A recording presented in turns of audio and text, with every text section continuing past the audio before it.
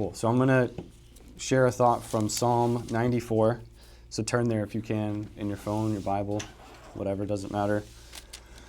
And it's going to be Psalm 94, verse 16 to 19. I'm going to read through this real quick, and then we'll talk about this briefly. Who will rise up for me against the evildoers, or who will stand up for me against the workers of iniquity? Unless the Lord had been my help, my soul had almost dwelt in silence. When I said, my foot slippeth, thy mercy, O Lord, held me up. In the multitude of my thoughts within me, thy comforts delight my soul.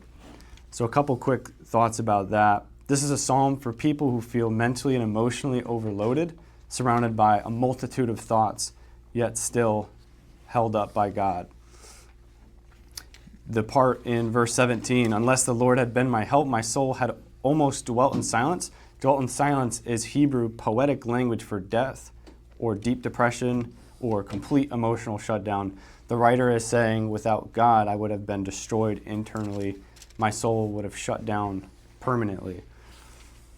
And then in verse 18, when I said, my foot slippeth, thy mercy, O Lord, held me up.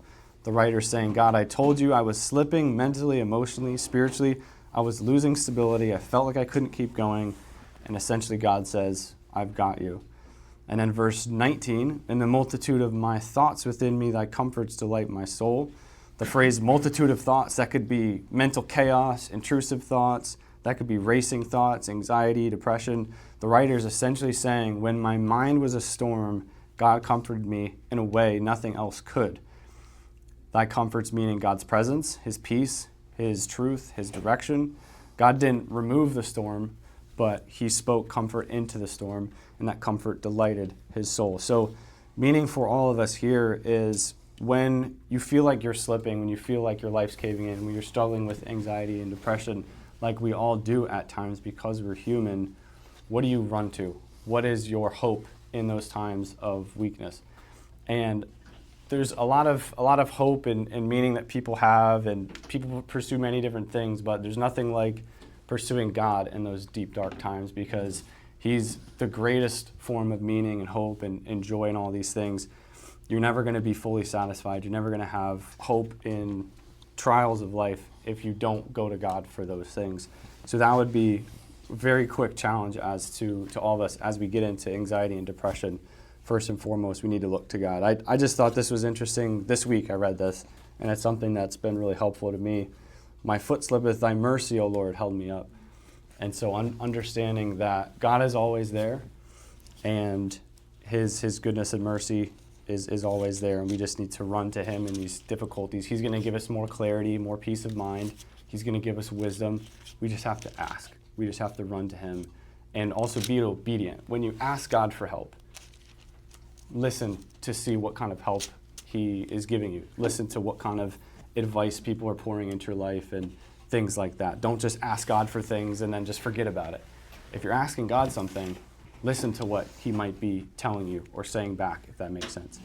As you live your life, go about your life. So that would be my quick challenge to you guys. Any questions or thoughts on that real quick? Anything at all? So, Steve? I had this thought actually today. I don't remember exactly what I was thinking about, but you cannot know the true effects of peace unless you're in the midst of chaos, right? Unless you're in the midst of something that's not peaceful, right? And so the cool thing about, I would say, Christianity and the power of the gospel is the fact that we have hope no matter what we go through, right? So we all would probably admit at some point in time in our life, we've had anxious thoughts, okay? Some of us deal with it on a regular basis. Okay, we all go through trials, but the fact of the matter is that the hope is that we can have peace in the midst of that. The hope is that we can experience that peace. That's something that the world can't offer. That's something that the world can't access. And so when you put your faith and trust in God and you're seeking to follow him in the midst of your trial, you can experience that true peace. And so God doesn't ever take it away, right? God doesn't ever take away the trial, because the trial is what's supposed to make you a better individual, practically speaking, right? It conforms you to the image of Christ. So the trial is necessary, but in the midst of that, in the midst of those anxious thoughts, you can have peace, right? You can experience that peace. The Apostle Paul said in Philippians 3, I love Philippians 3, but I'm just going to read this one verse. He's talking about basically everything he gave up in his former life and what he's pursuing now. And in verse number 8, he basically talks about, I'm pursuing everything for the knowledge of Christ. And he says in verse number 9, that I may be found in him, not having my own righteousness, which is of the law, but that which is through faith of Christ, the righteousness which is by God, by faith, that I may know him in the power of his resurrection and the fellowship of his suffering. So in the midst of that, we can access that incredible power, that incredible fellowship, and it's the hope that we have that we can have peace in the midst of it, no matter what we go through. So just kind of a thought building off of that, peace, you can't experience the true effects of peace unless you're in the midst of something that's not peaceful, right? And so don't forget that, and don't be bitter. Wow, God, why are you sending this to me? Because he's doing something bigger, something that you can't see. But know that in the midst of whatever it is, okay, but we're talking about anxiety. In the midst of that, you can still experience that peace. And it's found in Jesus. It's not found in circumstances, right? So I thought that was cool. Yeah, that makes sense. I realized, I think it was this summer, like after my dog passed away, I was just thinking about suffering and different things like that. And here's something that might help you guys. So the most real thing in life is pain. The most real thing in life is pain. When you're in pain, you know, there's no second guessing. You're not confused. You're like, I'm in pain. It's very clear. There's no getting around this. So I believe it's the most real thing in life.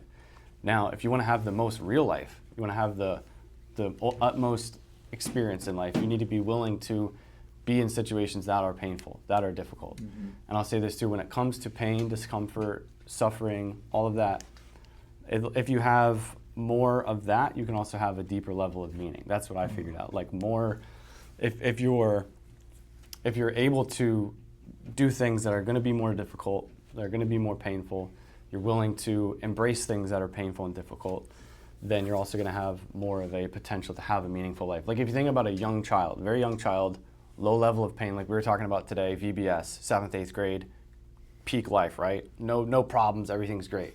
But I had low level of meaning. I had like no meaning, but I didn't have a lot of suffering, right? But then you see, okay, child, all right, now a teenager, a little bit more pain, a little bit more meaning. Then you look at like adults. Adults, they have a lot more suffering, a lot more responsibility, which is really interesting.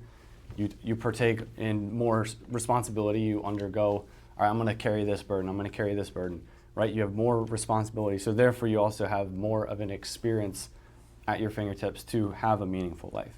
So that's something that helped me to realize that if you want to have a meaningful life and you want to live life to the fullest, you have to be willing to feel pain, because it's the most real thing that there is, and not just like run away from it or bury it or try to go around it, if that makes sense. So like that's at least something that maybe would help you to have a more positive outlook on suffering and pain, because it is just part of life. You can't avoid it forever. So as we all get older and we experience more difficulty and we learn and get hurt and stuff like that, just understand that like without dark there can't be light. Without suffering there can't be pain. Like babies are born and they often are crying and they're miserable. They don't come out of the womb happy, laughing and stuff like that. So it's like until you experience darkness and pain, you can't appreciate light. You can't appreciate happiness. You can't appreciate all of these positive things, right? So as you get older and you start to realize like, hey, like I'm going through some stuff, understand that like it's part of life and there's an opportunity there. Although it may not seem like it, when I was struggling at the hardest parts of my life, there was opportunities to improve my life and to grow and to develop and to learn from my difficulties, but I often just didn't see it. And now I do, and I have been for the last couple of years, and that's why my life's more meaningful. I have more responsibility. I've been able to help more people. My life is much better than it was, let's say 3, 5, 7 years ago. So that'd be my advice to you, to just kind of have that kind of outlook on suffering and pain, and to some degree anxiety and depression. Any other thoughts on that as we start to dive into this more? Anything else? Okay, so let's see here. So I think Jay and Michael and Matt, you guys probably weren't here last week. We talked about anxiety and depression. I think Andrew, you were here, right? Last week? Yeah, were you here last week? No, last week was Pie and Praise. Actually, no, So 2 it'd weeks been ago, my 2 bad. weeks ago. Oh, 2 weeks ago. Yeah. So last Pursuit of Truth, 2 weeks ago. We talked about that. Any follow-up from that? Again, this was 2 weeks ago. You might not remember, but any questions or thoughts that you guys want to bring to this second conversation? Anything at all. What did we talk about again? Anxiety and depression, we talked about, like I gave the backstory to the song "It Is Well With My Soul," and how he was able to write that song after the tragedy of his 4 daughters drowning in the ocean. Yeah, I love that song. Anything else from that conversation? You're like, hey, I have this thought, or like I've wondered about this. Anything at all? I'll open this up real quick. No? All right. So when it comes to anxiety and depression, I think, Sarah, you asked the original question, how to have more mental discipline when it comes to anxiety and depression. Do you have any other like follow-up questions or anything still we could kind of build off of 2 weeks ago? If not, that's fine. Okay. We could talk about it again. Just like Yeah. stuff, like Yeah, practical things. where you start. Yeah, that makes sense. Okay, so more just practical level. Yeah, and anxiety and depression is one of those things where to like change a habit and to really have victory in those areas, it's not just going to be one conversation. Like it has to sort of be like, all right, I'm going to start to have a different lifestyle, different habits, so that I can start to break free from this, get victory. It's not just going to be one conversation that like fixes your life forever, unfortunately. So, okay, so I would say there's a couple things I'll point out. One of them would be very true for me. So maybe you'll be like, yo, Dave, that's terrible. That's so harsh. But this is something I read recently, and I'm like, I wish I would have heard this 5 years ago. You're not depressed. You have a terrible life. You might be depressed because of it. So again, I'll read it again. You're not depressed. You have a terrible life, and you might be depressed because of it. So that was me. I had a really terrible life, awful health issues, things holding me back, and because of that, I was very frustrated about that. I struggled a lot with that. So for me, that helped me to realize, eventually I realized, like, okay, my life is not what it should be. I'm not what I should be. So how do I go about simply improving myself and improving my life? So that's how we look about it, because I think we can kind of mystify anxiety and depression and all these things, and it can be really complicated and confusing. But I think so often people, this is actually like what's going on, is their life is terrible, or so they think that something about themselves is terrible or about their life is terrible, and so therefore they feel anxious about that or they feel depressed about that. People that don't fit into that category are people where it's like, dude, I'm just like depressed and anxious and I have no idea why. My life is amazing. I have a meaningful job. I have meaningful friends and family. Like there's all like these solid pillars that you need in life, like career, friends, family, I would say God, right? Like you have all of that and you're like, dude, like I'm still anxious and depressed and I don't know why. Like I wouldn't change anything about my life. It's great. But I'm just like depressed and anxious. Like those people are in a unique category where you would need maybe some medical intervention. Maybe you need to like go on some sort of a SSRI or something like that. I'm not a psychiatrist, but like those people, it makes sense because like, hey, we'll give you something to kind of help you get through this.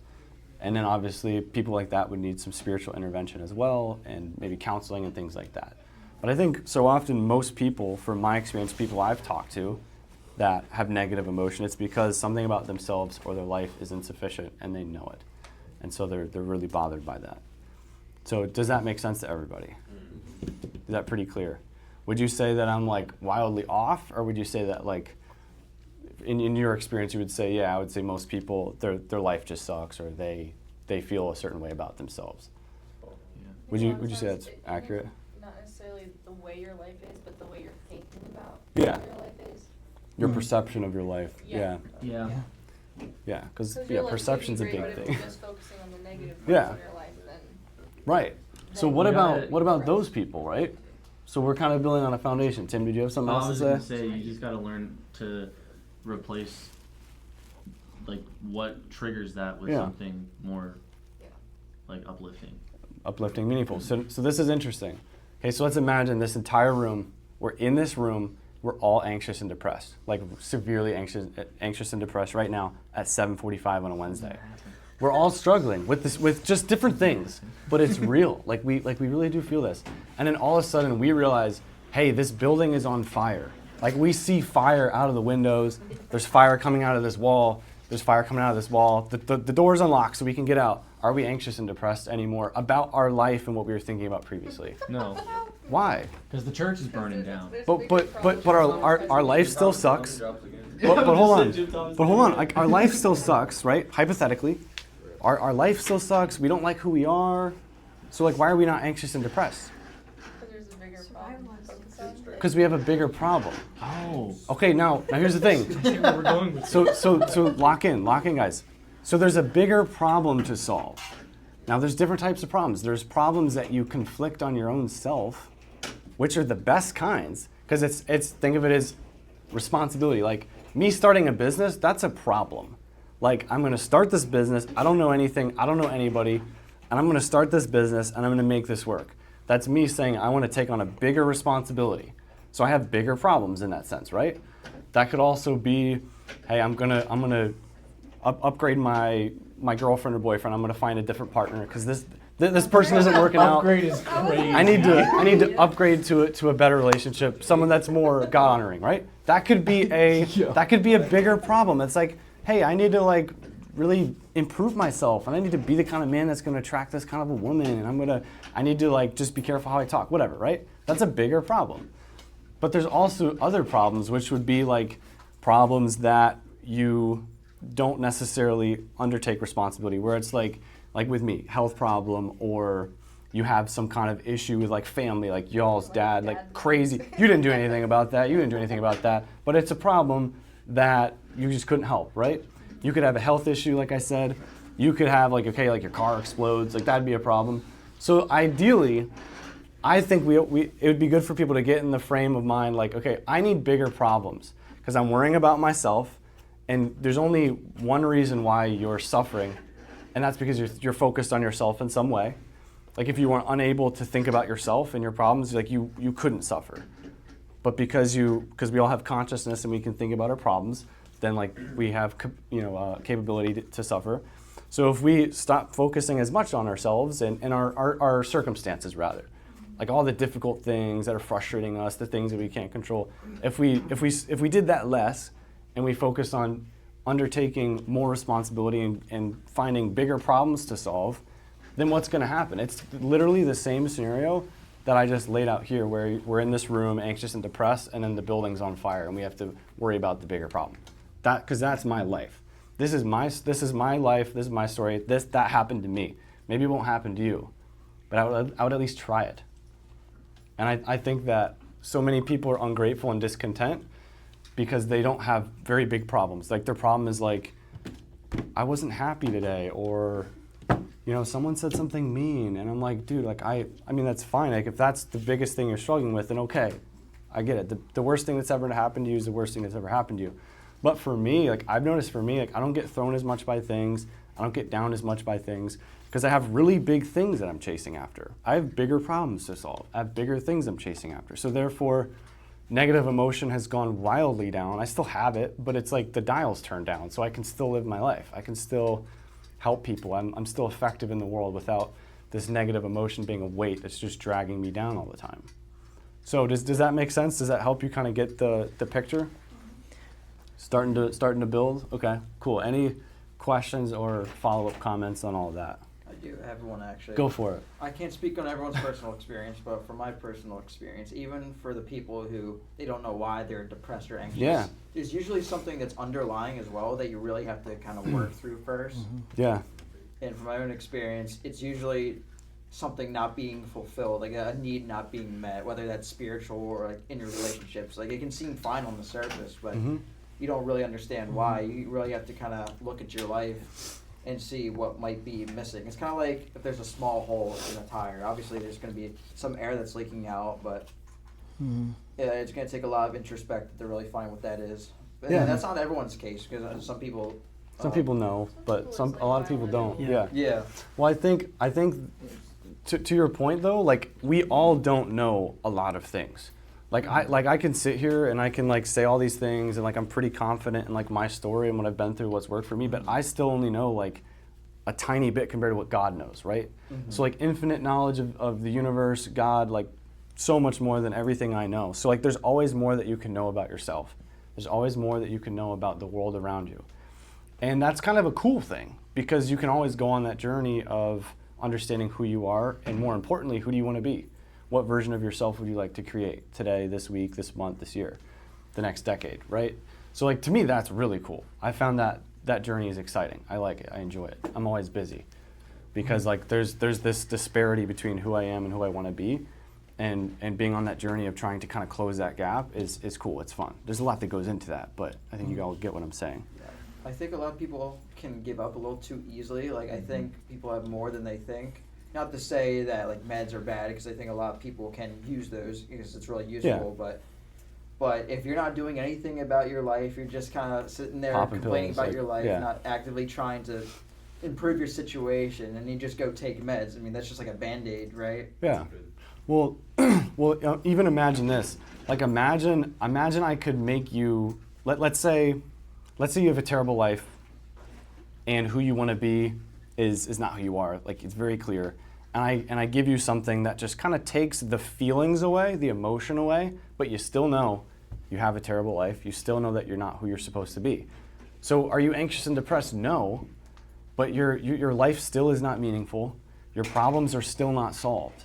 You're still not where you want to be. You have the emotional systems are kind of pressed down. I can't remember the exact word, but it's more flat. Like you don't experience the negative emotion, but logically, you still know that your life isn't what it should be. You still know you're not who you need to be. So like to Andrew's point, like it's not going to solve the problem. I mean, probably most of us like haven't been on any like prescription drugs or anything like that. But to your point, there's a lot of people that are. The amount of young people, especially women, that are on antidepressants is like wild. I think it's like 1 out of 4 in America or something like that. It's like really crazy. And so to Andrew's point, like, that's not going to solve it. I think this is another good mental model to have. How could you be depressed or how could you be depressed or anxious to some degree if you were the most powerful version of yourself, you were the ideal version of yourself, you had the best walk with God that you could possibly had, financially where you want to be, all your relationships are top notch, they're exactly as you want, you have a lot of great people in your life, like how could you be depressed in that situation? Well, probably not.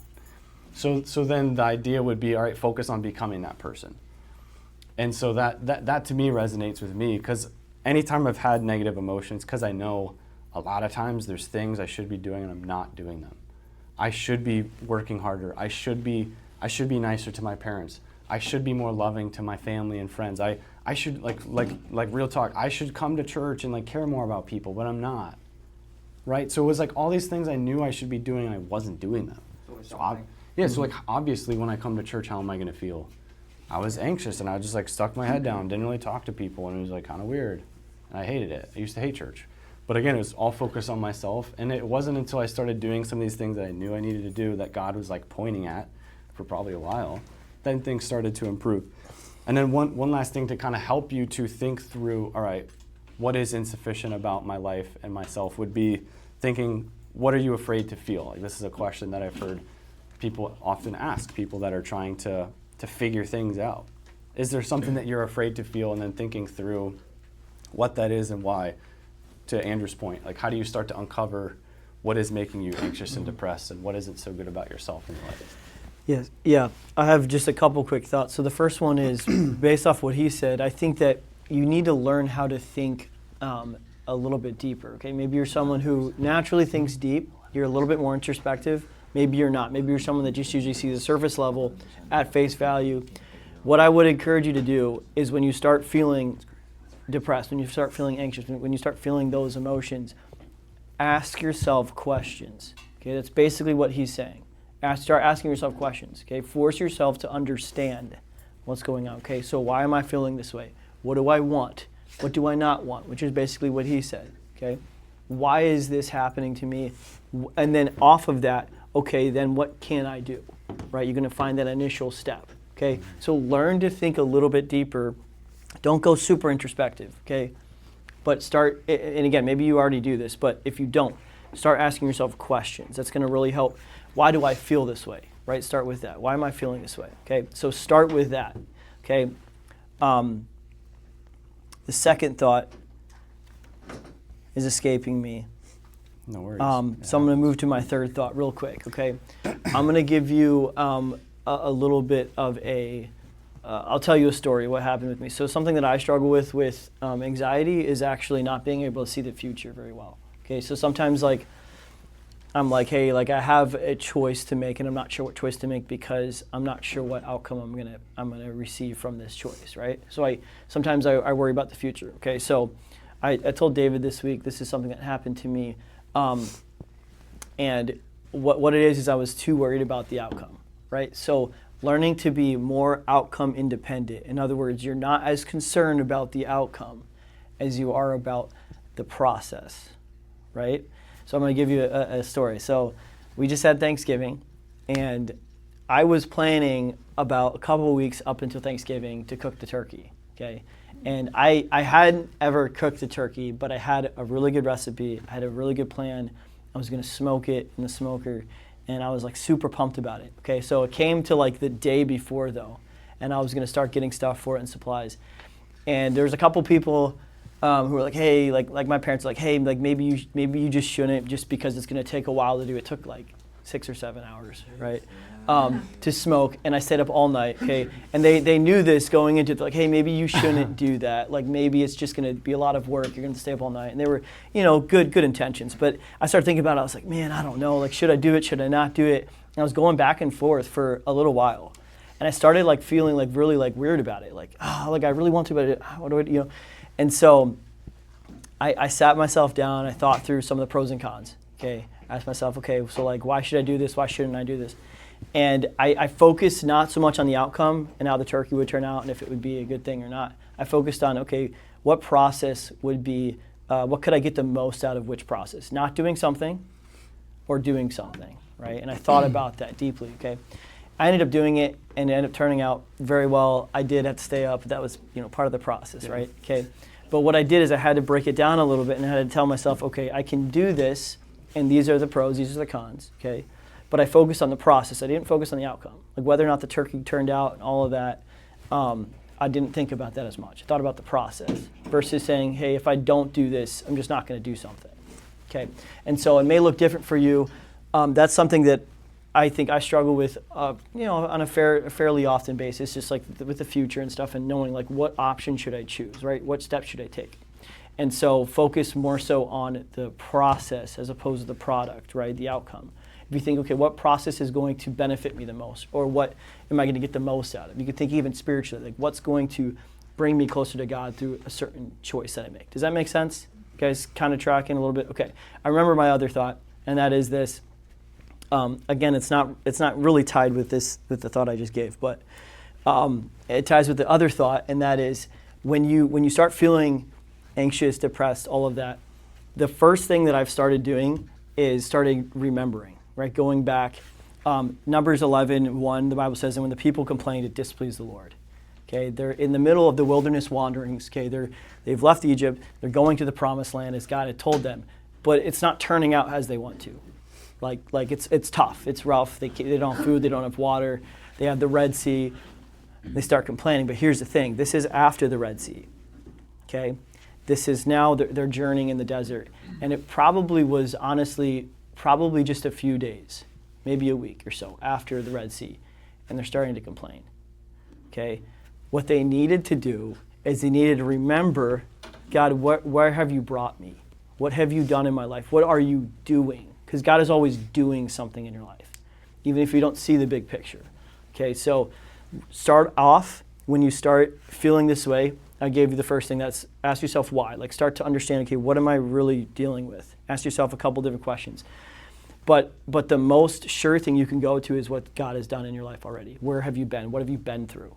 Okay, and what that does is it gives you a spirit of praise and gratefulness. Like it's going to be okay. Why? Because God's got me. Right? And I talked about this earlier when it comes to peace, right? He's that source. Okay, so one thing that has helped me is to remember, okay, God, but what have you brought me through? How have you delivered me? What are you doing in my life? Right? So don't forget that, because that's, again, you get caught up in the here and the now and the present feeling and the trial and all that. Don't forget, though, to look to the past, because you can't always see the future, okay? But you can look at the past and you can say, okay, God, there is hope. Does that make sense? So first of all, ask yourself questions, learn how to dive deep into what you're really going through, and remember you can praise God for something. Those two, I think, will give you action steps if you do that. I truly believe that, and that's what I've seen in my life. And then the other thought was what I had mentioned earlier, that's something that I struggle with when it comes to the future. Okay, did those things make sense? Okay. Any quick thoughts on anything we've talked about so far, or questions? Just want to open it up real quick, and then I'll go into 2 things briefly. Nothing else. Okay. So probably the best tip for, what was your question? Like practical baseline. How do you improve your life? How do you be less anxious, depressed, things like that? I would say is focusing on what you can control and then improving all those things that are in control. Like if you do that, you're not going to be depressed, you're not going to be anxious. If you are, like, you're a rare breed and like that's crazy, and like, dude, I don't know, talk to like the best of the best. Maybe they can help you with like some medication or something. But I guarantee you, if everything in your control about your life was perfect, it was like, dude, I'm doing everything I can, you'd probably be fine. And same with like, hey, I'm working towards all my goals and like I'm doing really well, like you'll probably be fine. And then when it comes to like how do you figure out like what needs improved and stuff, it's not much different than like cleaning up your room. So like let's all of us look over there in the corner, what's in front of Steve's backpack. What is that? What is that? It's like a mic. It's like a little mic thing and a thing. Should that be there long term? No, that needs to get cleaned up. The backpack, that shouldn't be there long term either. That should get cleaned up. There's like something on the top of the cabinet, looks like a little blue, some kind of fabric. I don't know what that is, but that should probably get cleaned up too. My bag's there, I need to take that when I leave. There's a towel, like, why is that there? That needs to be cleaned up. So how is this any different than sitting on your bed and looking at your room, hey, what needs cleaned up? And then also thinking about your life. Like, hey God, I'm gonna think about my life for 10 minutes. I'm gonna set a timer and put my phone away. I'm just gonna think about my life, what I can improve, what God wants me to work on for 5-10 minutes. I'd say do it for a minute. I guarantee you probably think of something. If you're just locked in and focused, and you'll be like, oh, you know, my relationship with my mom isn't ideal. You know, I yelled at her the other day. That wasn't good. Why did that happen? Well, I was probably frustrated about something else. Boom, like you found something you can work on, your relationship with your mom. Or like your brother, yeah, like I called him an idiot and like I slapped him in the face last week. Like, why did I do that? Like, oh, I was mad because like I'm bitter at him in this area. Oh, okay, I can work on that. Like, it's gonna come to you quick. God's not playing games with us. God's not playing hide and seek. If you ask, what does the Bible say? You shall receive. So if you ask God for wisdom and you have a genuine heart, you want to improve your life, you want to improve yourself, I would say do that. Simply sit down somewhere for 5 to 10 minutes, set a timer, and just think about nothing else but how you can improve yourself, how you can improve your life, and think about it like we just did with this illustration, cleaning up this room. You're just going to imagine your life and the things about you and your life that aren't ideal. And then also, if you need more, think about like who you want to be, what you want your life to look like down the road. Let's say 10, 20, 30 years. What do you want the end of your life to look like? You want to look back and say, I did this, I did that. I was this type of person. People said this about me. Like, okay, cool. So like, what's holding you back from being that person today or having that life like right now? There's going to be a ton of things that are going to come to your mind. And then I would say write it down. You shouldn't be, you shouldn't have the privilege of remembering anything unless you write it down. That's what I would say. So if you want to remember something, write it down. It's not that hard. Don't be lazy. Get a piece of paper. We all have phones like in our pockets. Like, there's no excuse to not write stuff down and be able to remember what things do I need to work on in my life and in my personal, my own self. And then thinking through all of these things as you kind of do this more often, start writing things down more. You're going to get a much better picture. And if you need help with that, then talk to somebody. Like, we all are fortunate that we all have people that we know. A parent, a friend, Steve, me, like other people in the church, probably other people that we don't even know about. Like, there's a lot of people that we know, and none of us are alone. We don't have to be alone. We can all, have the life that we want. We just have to do the work to improve ourselves and, have a good walk with God so that we have clarity on who God wants us to be and what areas He wants us to improve in our life. Does that make sense? Okay, does someone want to do a quick exercise? We could just think through this really practically. You could throw out a hypothetical scenario or a personal scenario. We could try to pick it apart to see how you can start to, like what Sarah said, start to like build the groundwork. Anything real quick. All right, let's say my sister slapped me in the face and called me an idiot, and I'm depressed about it. Yeah. So should we reenact that? Should we actually do an exercise on that? So this would be a relationship issue between you and your sister, and so she slapped you. So the question would be, hey, like, why did she slap me? Thinking through that, because maybe you did something that caused her to slap you. And how about this? Maybe you're not who you need to be, and maybe she's not who she needs to be. So maybe you said something that made her mad and she slapped you, and she shouldn't do that, but you also shouldn't say dumb things that are going to antagonize people and frustrate them. Amen. So then it's thinking through, like, okay, what did I say? Am I this kind of person? Do I say stuff all the time that makes people mad, and maybe they just don't slap me, so I don't know? That's scary. That's a scary thought. So maybe you should work on this issue of maybe you say things that like really frustrate people. By the way, right? I did It's not all say hypothetical. It's all a joke. It's just one big prank. But what if this was real? What if you were the kind of person that made people so frustrated all the time, but you just didn't know until like someone slapped you, and you're like, dude, how long have I been doing this? Where I'm frustrating I'm people. sure that's happened Right? before. No, and we've all said dumb stuff. Maybe not in church, but Yeah, like we've all like done That's stuff starting and to we think just that. never realized it. But the truth is the most important thing, right? That's why we call this thing pursuit of truth. So you should want to know what's true about yourself and about the other people that you might be having issues with, hypothetically. Right? So then you would just dig into all of that, like, who am I? Am I this kind of person that says frustrating things or gets people frustrated? And then like asking them, like, hey, like, it looks like you're really frustrated at me. Maybe you think you were fine. You're like, dude, I'm like Jesus, I'm perfect, but you're not. Maybe you're just really prideful. Okay, maybe you didn't do anything wrong. But then ask them, like, so like, why did you slap me? Why were you really frustrated about whatever? And then just see what they said, and they'll probably say, well, you said this or you did that, and it's like, okay, well, maybe that's where the gold is. Maybe it's in your the criticism of people, other people. Often the criticism of your enemies is the best criticism. That's the best thing you want to know is, like, if you have, like, in business, like, there's literally companies that would like set up things where they would call other companies and ask them about their company. Yeah, like, what's up with XYZ company? Like, why would you not want to work with them? It's like, well, they don't deliver on their promises. Their sales team's trash. The guy who runs it's an idiot. It's like, okay, well, like, people out there think that our company is this way, so we need to improve this. So advice from your enemies can be actually really, really helpful. So again, if you feel like there's nothing that you could do to improve a situation, slap them. like that with Sarah, I'd ask Sarah, like, okay, I don't think I did anything wrong, but like, what do you think? Like, why'd you slap me? Just another thought. Sarah, what were you gonna say? I was gonna say, like, what if you are working on, like, what if you're doing the things that you know you should do, and like Yeah. you said before, like the things that you can control, you're working on That, yeah. taking control, but like you fall or like you fail sometimes. Like, how do you handle, like, because for me, I'm really hard on myself, and like Yeah. if I mess up, I'm just like, it's just like You just gotta move on. Yeah, I mean, so some of it. that's not. So some of it's like you have to have this balance, because it's like, hey, maybe there are bigger problems. Like, maybe I messed up, but I shouldn't get so worried about this because like there's other things that are more important. But then also, like, there's times where, like, okay, like for me, like I'm working through a very difficult process of like improving my closing process as I'm trying to close for more deals. It's annoying, but it's like every call I'm like trying to listen to the call, like, what did I say that was wrong? What can I improve on that? So like that's very important too, like analyzing, like, how did I mess up? Why was I not as prepared as I should have been for this call? But then also understanding, like, the end goal is like this big picture, and so I'm not going to get caught up on the details, but I want to shore them up.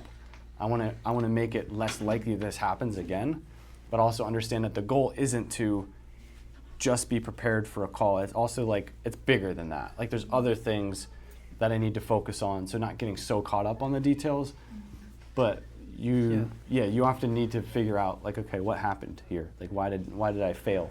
And then making sure that is less likely to happen again. It probably will, but just making it like a rare occurrence instead of like a often type thing, if that makes sense. I think Does that help? Does it help a little bit? I think with that Okay. too, and this is part of a bigger conversation which we don't need to have right now, but I think there's an appropriate view of failure that we need to have, and with that too, an appropriate view of victory. But I say that to say that the goal, this may be controversial, but the goal in your life is not perfection, at least in the way that you see it. Okay, the goal in your life should be to look like Christ, but you're gonna fail. That's the human side of things, and so you may try your whole life, and at the end of your life, you may fail, and it's like, I'm a failure. It's like, no. And so we could go into the failure thing. I'm not going to go into that right now. But understand that the answer is to ask for forgiveness and to move on. Like, okay, God, I didn't Yeah. do everything perfect. And that's okay because I know that you can meet me in my failure, right? So what's the next step I need to take, right? So maybe I need to ask forgiveness, or maybe I need to not do that again. Like it can be as simple as that. But understanding like, I'm going to do what I can to do what's right. But when I do fail, I'm not going to stay there, right? I'm going to get back up. And so understanding like, and again, it's a bigger topic when we talk about failure, but Yeah. you Depends can what do it is to everything, some but degree. realize like when you do fail, that's fine, get back up. Understand what you did wrong, make it right, and move forward, right? So Yeah. just don't get caught up Yeah, with and it. like just a little caveat. Like if so there's two types of failures. This might sound like wild and crazy. But like if you're like, dude, I'm just like sleeping around with all kinds of people and I just keep failing. Like that's very different than like, you know, I'm supposed to read a chapter a day and I only read 5 verses and like I failed. Like those are not the same thing at all. But they're both failures. So that's what I mean by analyzing like how big of a failure is this? Is this going to change my life if I keep doing this? Is this going to change my relationships? Is this like a huge deal, or is this like, all right, yeah, you know, it happens. I just need to, you know, I just need to get up earlier and I need to set a timer for 10 minutes and I'll guarantee read a chapter. Like, I don't know, like whatever system you want to put in place so that doesn't happen again. But if it's like, dude, like I'm having a lot of issues with some big thing, it's like, okay, like maybe you need some counseling. Like maybe you need to dedicate an hour or two every week for like a month or two to talk to somebody about this big issue, right? So it does depend like what you mean failure. With you, it's not that, I don't think, right? It's probably some tiny little thing, maybe. I don't know. I'm giving you the benefit of the doubt that it's like a smaller thing. But you just kind of have to analyze, like, to me, how big of a deal is this? And then, like, is my expectation of this realistic, or am I, like, putting too much weight on this? Because maybe, like, you're just hard on yourself. Like, maybe that's some of it, and you just have to be like, okay, it's not that big of a deal. I need to just understand the big picture. This is just a mistake. And then I think the goal as human beings is to rarely mess up, is to rarely be unkind. Like, I think it should be to rarely be anxious. It shouldn't be to never be anxious or to never mess up, because we're all human, right? I'm just trying to set a realistic human expectation. We're all gonna mess up, but the goal should be such a rare thing that people are surprised. They're like, wow, like you were kind of rude the other day. You're never rude, Jay. What happened? Like, yeah, I messed up. I was in the flesh. Like, that should be the goal. It's just so rare. It's so rare that you miss a day with God. It's so rare that you lie, right? So, does that help at all? Just to kind of make it a little easier to follow along? Yes. Yeah, Cool. I got a point to add to that. Think about the standard. You talked about a little bit the standard Yeah. you're setting for yourself. I would Yeah. say I have a little personal It's story. important. For this. So I'm also very hard on myself, and I don't do the things I want one. to do. And I realized after an experiment that my expectations were like so much higher than lock they should in. have been. For example, if I'm doing something for my business, at the end of the day, I'm like, oh, I didn't do enough for my business. I barely did anything. But then recently, I actually tracked how much time I was spending on my business. I'll set a timer. Okay, I'm going to set this amount of time. I think it was like 30 minutes just to start. And after the 30 minutes, All right, guys. Help! Somebody help them. after the 30 minutes, I was like, what? I barely did anything. But that 30 minutes went by. I felt like I did nothing. Made me realize I'm actually doing a lot more than I think. And Yeah, I you don't just know need to about time your, it, track it. I don't know about your Yeah. specific situation, but if you're like trying to be productive or something, you're probably doing a lot more than you think. And Yeah, I no, think that it'd makes be sense. a good experiment to like kind of track your time if you're trying to do something like reading the Bible, for Yeah. example. Like, okay, Yeah, no, that makes sense. What were you Another gonna say? thing is, Go. if you spend all your time focusing on the things that you can't control, you're losing time to focus on the things that you can control. So Yeah. in a lot of senses, the things that you can control that you're not focusing on are getting wildly out of hand. So that's also something to think about. Like if you're not putting your energy like into the right thing, you're kind of wasting your time. Yeah. Yeah. I think some of it would be just figuring out like what's the ideal week look like, what's the ideal month look like.